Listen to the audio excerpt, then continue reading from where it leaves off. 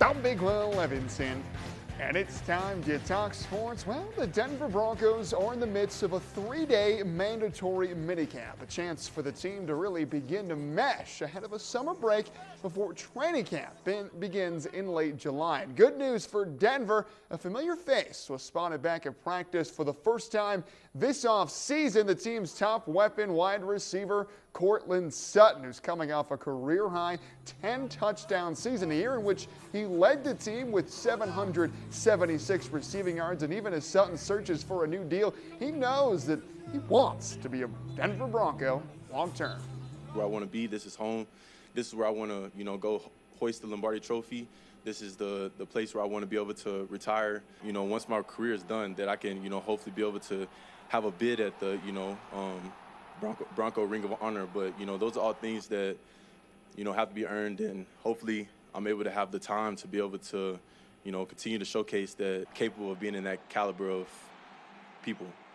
And folks, this is interesting. Denver Broncos linebacker Baron Browning is the first player to allow you, the fan, to invest in his contract. Yeah, how cool is this? Browning has teamed up with the athlete investment platform Vestable, who is making roughly 60,000 to 100,000 shares available at $10 per share. And investors will split 1% of Browning's salary. Being that Browning is still on his rookie contract, 1% of his $3 million salary is just $60,000. But if Browning has another productive season like last year, his contract could be upwards of $20 million next season, which would jump that 1% all the way to $200,000, making that $10 investment worth $64. Boy, that sounds pretty good if you ask me. And Browning says he's happy to get to do this, but he'll let the professionals handle logistics.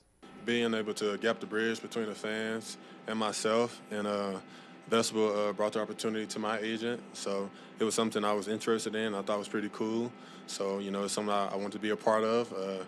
I really don't get into the logistics of things. I just focus on my day in and day out operations here, and I let them handle that for me.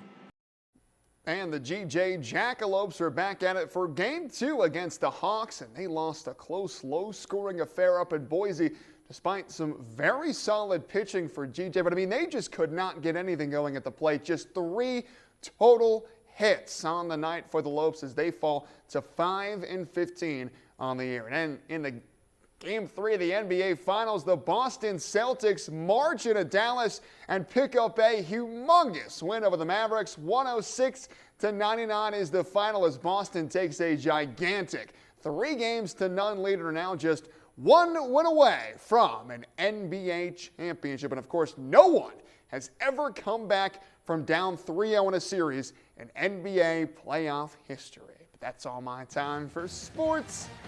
I'm Big Will Levinson.